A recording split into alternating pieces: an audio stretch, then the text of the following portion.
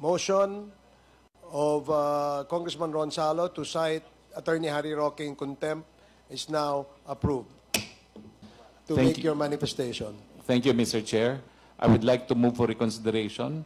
It is not the severity of penalty, but the deprivation of liberty that I am appealing from.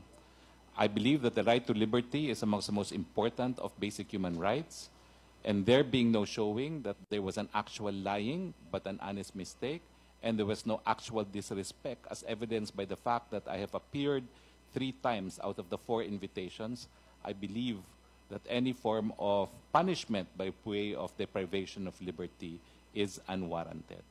Thank you, Mr. Thank you, Chairman. Attorney Harry Roque. Let it be of record that Attorney Harry Roque is asking for a reconsideration on the contempt orders that the committee has issued.